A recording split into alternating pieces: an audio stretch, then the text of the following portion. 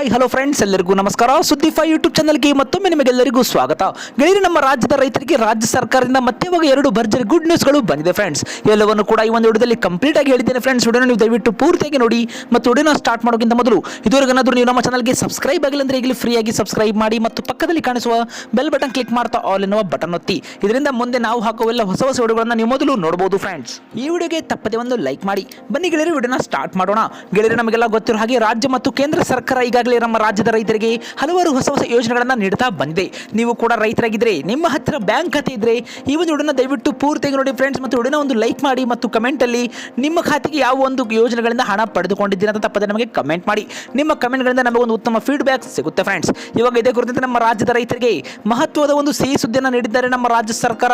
ಇದೇ ಕುರಿತಂತೆ ನಮ್ಮ ರಾಜ್ಯದ ರೈತರಿಗೆ ಕೃಷಿಯ ಕಾರ್ಯಗಳಲ್ಲಿ ತೊಡಗಿರುವ ವೇಳೆ ಅನಿರೀಕ್ಷಿತವಾಗಿ ಸಂಭವಿಸುವ ಒಂದು ಅಪಘಾತಗಳಿಂದ ರೈತ ಕುಟುಂಬಗಳು ಈಗಾಗಲೇ ತೊಂದರೆಗೆ ಉಂಟಾಗಿದೆ. ಹೌದು ಫ್ರೆಂಡ್ಸ್, ಇಂಥ ಒಂದು ರೈತ ಕುಟುಂಬಗಳು ತೊಂದರೆಗೆ ಸಿಲುಕದಂತೆ ನಮ್ಮ ರಾಜ್ಯ ಸರ್ಕಾರ ರೈತ ಸಂಜೀವಿನಿ ಅಪಘಾತ ವಿಮಾ ಯೋಜನೆಯನ್ನು ಇವಾಗ ಮತ್ತೆ ಜಾರಿಗೆ ತೆಗೆದುಕೊಂಡು ಬಂದಿದೆ ಫ್ರೆಂಡ್ಸ್. ಈ ಒಂದು ಯೋಜನೆಯಲ್ಲಿ ಕೃಷಿ ಚಟುವಟಿಕೆ ವೇಳೆ ಸಂಭವಿಸುವ ಸಾವು ಅಥವಾ ಅಂಗವಿಕಲತೆಗೆ ಆರ್ಥಿಕ ನೆರವನ್ನು ಕೂಡ ಇಲ್ಲಿ ನೀಡಲಾಗ್ತಾ ಇದೆ. ಹೌದು ಫ್ರೆಂಡ್ಸ್, ಇಲ್ಲಿ ಮೊದಲನೇದಾಗಿ ಇದೊಂದು ನಮ್ಮ ರಾಜ್ಯದ ರೈತರಿಗೆ ಒಂದು ಮಹತ್ವವಾದ ಮಾಹಿತಿ ಅಂತಾನೆ ಹೇಳ್ಬೋದು. ಏಕೆಂದರೆ ಹಲವಾರು ಒಂದು ಅಪಘಾತಗಳಿಂದ ರೈತ ಕುಟುಂಬಗಳು ಈಗಾಗಲೇ ತೊಂದರೆಗೆ ಸಿಲುಕಿಕೊಂಡಿದೆ ಅಂತಾನೆ ಹೇಳ್ಬೋದು ಫ್ರೆಂಡ್ಸ್. ಇಂಥ ಒಂದು ಅಪಘಾತಗಳಿಂದ ರೈತ ಕುಟುಂಬಗಳಿಗೆ ಯಾವುದೇ ಒಂದು ತೊಂದರೆ ಆಗದಂತೆ ರಾಜ್ಯ ಸರ್ಕಾರ ಈ ಒಂದು ರೈತ ಸಂಜೀವಿನಿ ಅಪಘಾತ ವಿಮಾ ಯೋಜನೆಯನ್ನ ಜಾರಿಗೆ ಕೂಡ ಇಲ್ಲಿ ತೆಗೆದುಕೊಂಡು ಬಂದಿದೆ ಫ್ರೆಂಡ್ಸ್. ಈ ಒಂದು ಯೋಜನೆಯಡಿಯಲ್ಲಿ ಕೃಷಿ ಚಟುವಟಿಕೆ ವೇಳೆಯಲ್ಲಿ ಅಂದರೆ ಯಾವುದೇ ಒಂದು ಕೃಷಿಯ ಚಟುವಟಿಕೆಗಳನ್ನ ಮಾಡುವಾಗ ವೇಳೆ ಸಂಭವಿಸಿದಲ್ಲಿ ಸಾವು ಅಥವಾ ಯಾವುದೇ ಒಂದು ಅಂಗವಿಕಲತೆ ಆಗಿದ್ರೆ ಅಂತವರಿಗೆ ಇವಾಗ ಆರ್ಥಿಕ ಒಂದು ನೆರವನ್ನು ಕೂಡ ಇಲ್ಲಿ ನೀಡಲಾಗ್ತಾ ಇದೆ. ಹೌದು ಫ್ರೆಂಡ್ಸ್, ಇಲ್ಲಿ ಮೊದಲನೇದಾಗಿ ಅರ್ಹತೆ ಏನಂದ್ರೆ ರಾಜ್ಯದ ಕೃಷಿ ಉತ್ಪನ್ನ ಮಾರುಕಟ್ಟೆಗಳ ಸಮಿತಿ ಅಂದ್ರೆ APMC ವ್ಯಾಪ್ತಿಯಲ್ಲಿ ವಾಸಿಸುವ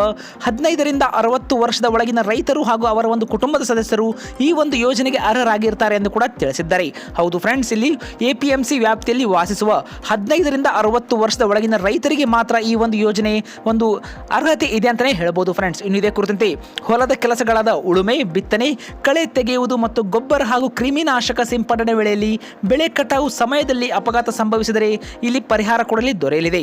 ಹೌದು ಫ್ರೆಂಡ್ಸ್, ಇಲ್ಲಿ ಮುಖ್ಯವಾಗಿ ಹೊಲದ ಕೆಲಸಗಳಾದ ಉಳುಮೆ ಆಗಿರ್ಬೋದು, ಬಿತ್ತನೆ ಆಗಿರ್ಬೋದು ಮತ್ತು ಕಳೆ ತೆಗೆಯುವುದು, ಗೊಬ್ಬರ ಹಾಗೂ ಕ್ರಿಮಿನಾಶಕ ಒಂದು ಸಿಂಪಡಣೆ ಮಾಡುವಾಗ ಮತ್ತು ಇದೇ ಕುರಿತಂತೆ ಬೆಳೆ ಕಟಾವು ಒಂದು ಸಮಯದಲ್ಲಿ ಅಪಘಾತ ಸಂಭವಿಸಿದರೆ ಇಲ್ಲಿ ಪರಿಹಾರ ಸಿಗುತ್ತೆ ಅಂತಾನೆ ಹೇಳ್ಬೋದು ಫ್ರೆಂಡ್ಸ್. ಇದೇ ರೀತಿಯಲ್ಲಿ ಕೃಷಿ ಉತ್ಪನ್ನಗಳನ್ನು ಸಾಗಿಸುವಾಗ, ಬಣವೆ ಹಾಕುವಾಗ ಮತ್ತು ಕಣದಲ್ಲಿ ಒಕ್ಕಣೆ ಮಾಡುವಾಗ, ಬಾವಿ ಅಥವಾ ಅವರ ಒಂದು ಹೊಲದಲ್ಲಿ ಕೊಳವೆ ಬಾವಿ ಒಂದು ತೋಡುವ ವೇಳೆಯಲ್ಲೂ ಕೂಡ ಹಾವು ಕಡಿತ ಮತ್ತು ವನ್ಯಜೀವಿಗಳ ಒಂದು ದಾಳಿ ಅಂತ ಸಂದರ್ಭಗಳಲ್ಲಿ ಸಂಭವಿಸುವ ಅಪಘಾತಗಳಿಗೂ ಕೂಡ ಇದು ಈ ಒಂದು ಯೋಜನೆ ಇವಾಗ ರೈತರಿಗೆ ಅನ್ವಯವಾಗಲಿದೆ ಅಂತಾನೆ ಹೇಳ್ಬೋದು. ಹೌದು ಫ್ರೆಂಡ್ಸ್, ಹಲವಾರು ಒಂದು ಸಂದರ್ಭದಲ್ಲಿ ರೈತರು ಹೊಲದಲ್ಲಿ ಕೆಲಸ ಮಾಡುವಾಗ ಯಾವುದೇ ಒಂದು ಹಾವು ಆಗಿರ್ಬೋದು ಮತ್ತು ಇತರೆ ಒಂದು ವನ್ಯಜೀವಿಗಳ ದಾಳಿಯಿಂದ ಹಲವಾರು ಜನ ರೈತರು ಈಗಾಗಲೇ ಸಂಕಷ್ಟಕ್ಕೆ ಈಡಾಗಿದ್ದಾರೆ.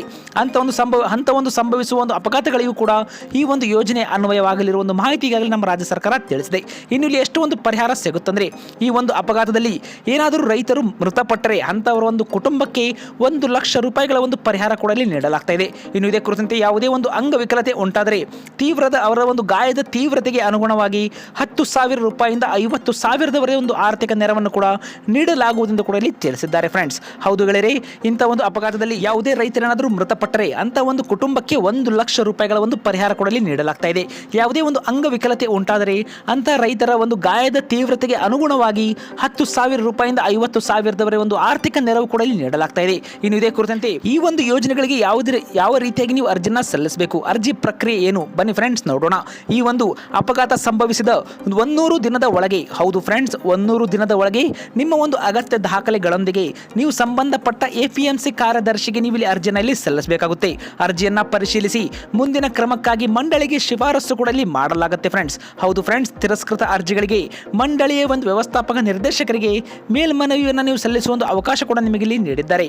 ಹೌದು ಫ್ರೆಂಡ್ಸ್, ಇಲ್ಲಿ ಮುಖ್ಯವಾಗಿ ಈ ಒಂದು ಯಾವುದೇ ಒಂದು ಅಪಘಾತ ಸಂಭವಿಸಿದ 100 ದಿನದ ಒಳಗೆ ನೀವು ನಿಮ್ಮ ಒಂದು ಅಗತ್ಯ ದಾಖಲೆಗಳೊಂದಿಗೆ ಸಂಬಂಧಪಟ್ಟ APMC ಕಾರ್ಯದರ್ಶಿಗೆ ಅರ್ಜಿಯನ್ನು ಕೂಡ ನೀವು ಇಲ್ಲಿ ಸಲ್ಲಿಸಬೇಕಾಗುತ್ತೆ.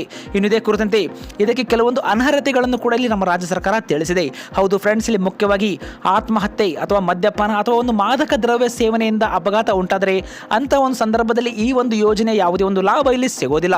ಹೌದು ಫ್ರೆಂಡ್ಸ್, ಇಲ್ಲಿ ಆತ್ಮಹತ್ಯೆ, ಮದ್ಯಪಾನ ಅಥವಾ ಮಾದಕ ದ್ರವ್ಯ ಅಂದ್ರೆ ಡ್ರಿಂಕ್ಸ್ ಮಾಡಿ ಏನಾದರೂ ಯಾವುದೇ ಒಂದು ಅಪಘಾತ ಈಡಾದರೆ ಅಂತಹ ಒಂದು ಸಂದರ್ಭದಲ್ಲಿ ಈ ಒಂದು ಯೋಜನೆಯಿಂದ ಯಾವುದೇ ಒಂದು ಪರಿಹಾರ ಸಿಗೋದಿಲ್ಲ. ಇದೇ ಕುರಿತಂತೆ ನೈಸರ್ಗಿಕ ಸಾವು ಆಗಿರಬಹುದು ಮತ್ತು ಸಿಡಿಲು ಪ್ರವಾಹದಂತ ಒಂದು ಪ್ರಕೃತಿ ವಿಕೋಪಗಳು ಹಾಗೂ ದಂಗೆಗಳಲ್ಲಿ ಭಾಗವಹಿಸುವ ಸಂದರ್ಭಗಳಲ್ಲಿ ಸಂಭವಿಸುವ ಸಾವು ಅಥವಾ ಅಂಗವಿಕಲತೆಗೆ ಈ ಒಂದು ಯೋಜನೆಯಲ್ಲಿ ಪರಿಹಾರ ನೀಡಲಾಗುವುದಿಲ್ಲ ಎಂದು ಕೂಡ ತಿಳಿಸಿದ್ದಾರೆ ಫ್ರೆಂಡ್ಸ್. ಗೆಳೆಯರೆ, ಇದೇ ಒಂದು ಯೋಜನೆ ಕುರಿತು ನಿಮ್ಮ ಒಂದು ಅನಿಸಿಕೆಯನ್ನು ತಪ್ಪದೆ ನಮಗೆ ಕಮೆಂಟ್ ಮಾಡಿ.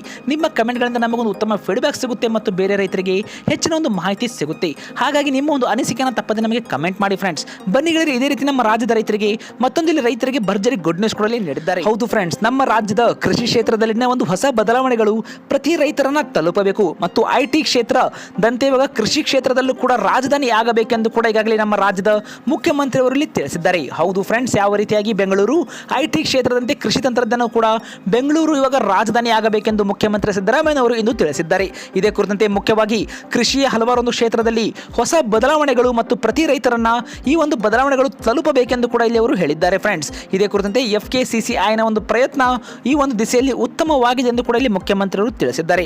ಹೌದು ಫ್ರೆಂಡ್ಸ್, ಇಲ್ಲಿ ಮುಖ್ಯವಾಗಿ ಕರ್ನಾಟಕ ವಾಣಿಜ್ಯ ಮತ್ತು ಕೈಗಾರಿಕಾ ಮಹಾಸಂಸ್ಥೆ ಆಯೋಜಿಸಿದ್ದ ಗ್ಲೋಬಲ್ ಅಗ್ರಿಟೆಕ್ ಸಮ್ಮಿಟ್ 2026 ಉದ್ಘಾಟಿಸಿ ಮಾತನಾಡಿದ ಸಿಎಂ ಅವರು ಕೃಷಿ ವಿಶ್ವವಿದ್ಯಾಲಯ ಹಾಗೂ FKCCI ಸಹಭಾಗಿತ್ವದಲ್ಲಿ ಏರ್ಪಡಿಸಲಾಗಿದ್ದ ಒಂದು ಗ್ಲೋಬಲ್ ಅಗ್ರಿಟೆಕ್ ಸಮ್ಮಿಟ್ನಲ್ಲಿ ಈಗಾಗಲೇ ಇದರಲ್ಲಿ ಮಾಹಿತಿಯನ್ನು ನೀಡಿದ್ದಾರೆ. ಮತ್ತು ಈ ಒಂದು ಗ್ಲೋಬಲ್ ಅಗ್ರಿಟೆಕ್ ಸಮ್ಮಿಟ್ ಎಲ್ಲ ಒಂದು ರೈತರಿಗೆ ಸಹಕಾರಿಯಾಗಿದೆ. ರೈತರಿಗೆ ಉಪಯುಕ್ತವಾದ ಈ ಒಂದು ಕಾರ್ಯಕ್ರಮದಲ್ಲಿ ಸಾವಯವ ಕೃಷಿ ಹಾಗೂ ಯಂತ್ರೋಪಕರಣಗಳ ವಸ್ತು ಪ್ರದರ್ಶನ ಏರ್ಪಡಿಸಿರುವುದು ಹಲವಾರು ಒಂದು ರೈತರಿಗೆ ಉತ್ತಮವಾಗಿದೆ ಎಂದು ಕೂಡ ತಿಳಿಸಿದ್ದಾರೆ. ಆದರೆ ವಸ್ತು ಪ್ರದರ್ಶನವನ್ನ ಪ್ರತ್ಯೇಕವಾಗಿ ಆಯೋಜಿಸುವುದು ಇಲ್ಲಿ ರೈತರಿಗೆ ಉತ್ತಮ ಅಂತ ಕೂಡ ಅವರು ತಿಳಿಸಿದ್ದಾರೆ ಫ್ರೆಂಡ್ಸ್. ಹೆಚ್ಚಿನ ಒಂದು ಇಂಥ ಒಂದು ಕಾರ್ಯಕ್ರಮಗಳಲ್ಲಿ ಹೆಚ್ಚು ಸಂಖ್ಯೆಯಲ್ಲಿ ರೈತರು ಭಾಗವಹಿಸಬೇಕೆಂದು ಕೂಡ ಅವರು ಇಲ್ಲಿ ಹೇಳಿದ್ದಾರೆ. ಇಲ್ಲಿ ಮುಖ್ಯವಾಗಿ ಭಾರತ ದೇಶ ಕೃಷಿ ಪ್ರಧಾನ ದೇಶವಾಗಿದೆ. ಕೃಷಿಯನ್ನ ಸುಸ್ಥಿರಗೊಳಿಸುವುದು ಮತ್ತು ಲಾಭದಾಯಗೊಳಿಸುವುದೇ ಈ ಒಂದು ಕಾರ್ಯಕ್ರಮದ ಉದ್ದೇಶವಾಗಿದೆ ಎಂದು ಕೂಡ ಇಲ್ಲಿ ತಿಳಿಸಿದ್ದಾರೆ ಫ್ರೆಂಡ್ಸ್. ಇಂದಿನ ಯುವಜನತೆ ಕೃಷಿಯಿಂದ ವಿಮುಖರಾಗಿದ್ದಾರೆ. ಕೃಷಿ ಲಾಭದಾಯಕವಾದ ಎಲ್ಲ ಒಂದು ಯುವಜನತೆ ಒಂದು ಸಹಜವಾಗಿ ಕೃಷಿಯತ್ತ ಮುಖ ಮಾಡುತ್ತಾರೆ ಎಂದು ಕೂಡ ತಿಳಿಸಿದ್ದಾರೆ ಫ್ರೆಂಡ್ಸ್. ಸರ್ಕಾರ ಕೃಷಿಯನ್ನ ಲಾಭದಾಯಕವಾಗಿಗೊಳಿಸಲು ಹಲವಾರು ಒಂದು ಯೋಜನೆಗಳನ್ನು ರೂಪಿಸಿ ಈ ಒಂದು ಉದ್ದೇಶಕ್ಕೆ ಕೈಗಾರಿಕೆಗಳು ಕೂಡ ಇವಾಗ ಕೈ ಜೋಡಿಸಬೇಕೆಂದು ಕೂಡ ಇಲ್ಲಿ ತಿಳಿಸಿದ್ದಾರೆ. ಇಲ್ಲಿ ಮುಖ್ಯವಾಗಿ ಮಾಹಿತಿ ತಂತ್ರಜ್ಞಾನದಲ್ಲಿ ಬೆಂಗಳೂರು ರಾಜಧಾನಿಯಾದಂತೆ ಕೃಷಿಯ ಒಂದು ತಂತ್ರಜ್ಞಾನದಲ್ಲೂ ಕೂಡ ಬೆಂಗಳೂರು ರಾಜಧಾನಿ ಆಗಬೇಕೆಂದು ತಿಳಿಸಿದ್ದಾರೆ ಫ್ರೆಂಡ್ಸ್.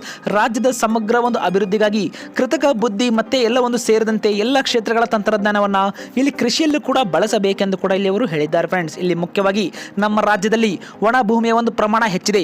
ಇಂಥ ಒಂದು ಒಣ ಭೂಮಿಯ ಪ್ರಮಾಣ ಹೆಚ್ಚಿದ್ದು ಸಣ್ಣ ಹಿಡುವಳಿದಾರರಿಗೆ ಕೃಷಿಯನ್ನ ಲಾಭದಾಯಕಗೊಳಿಸಬೇಕಿದೆ. ಆದ್ದರಿಂದ ನಮ್ಮ ಸರ್ಕಾರ ಕೃಷಿ ಭಾಗ್ಯ ಯೋಜನೆಯನ್ನ ಜಾರಿಗೆ ತೆಗೆದುಕೊಂಡು ಬಂದಿದ್ದಾರೆ ಎಂದು ತಿಳಿಸಿದ್ದಾರೆ ಫ್ರೆಂಡ್ಸ್. ಇಲ್ಲಿ ಹೆಚ್ಚು ಒಂದು ಒಣ ಭೂಮಿ ಇರುವ ರಾಜ್ಯಗಳಲ್ಲಿ ಕರ್ನಾಟಕ ಒಂದು 2ನೇ ಸ್ಥಾನದಲ್ಲಿದೆ.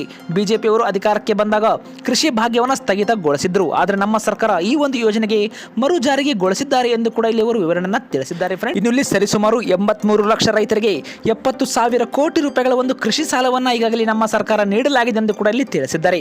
ಕಳೆದ ವರ್ಷ 8,000 ಕೋಟಿ ರೂಪಾಯಿಗಳ ಮುಖ್ಯಮಂತ್ರಿಗಳ ಮೂಲಭೂತ ಸೌಕರ್ಯಗಳಿಗೆ ಇಡಲಾಗಿತ್ತು. ಬಂಡವಾಳ ಹೂಡಿಕೆ ಅಧಿಕಗೊಳ್ಳಬೇಕು. ಕೈಗಾರಿಕಾ ಮತ್ತು ಗ್ರಾಮೀಣಾಭಿವೃದ್ಧಿಯಲ್ಲಿ ಕರ್ನಾಟಕ ಮೊದಲನೇ ಸ್ಥಾನದಲ್ಲಿದ್ದು ಕೃಷಿ ಕ್ಷೇತ್ರದಲ್ಲಿಯೂ ಕೂಡ ಹೂಡಿಕೆಗಳು ಹೆಚ್ಚಾಗಬೇಕು. ಆಗ ಮಾತ್ರ ಕೃಷಿ ಲಾಭದಾಯಕವಾಗಲಿದೆ ಎಂದು ಕೂಡ ತಿಳಿಸಿದ್ದಾರೆ.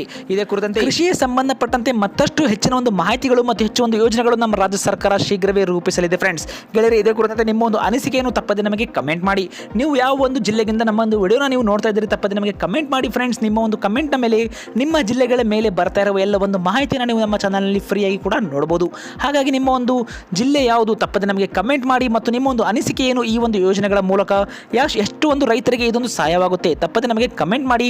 ವಿಡಿಯೋ ಇಷ್ಟವಾದರೆ ಲೈಕ್ ಮಾಡಿ ಮತ್ತು ಎಲ್ಲ ನಿಮ್ಮ ರೈತ ಬಾಂಧವರಿಗೆ ಮರೆಯದೆ ಶೇರ್ ಮಾಡಿ. ಇಂಥದೇ ಒಂದು ವಿಡಿಯೋಗಳಿಗೋಸ್ಕರ ನಮ್ಮ ಚಾನಲ್ಗೆ ಫ್ರೀಯಾಗಿ ಸಬ್ಸ್ಕ್ರೈಬ್ ಮಾಡಿ.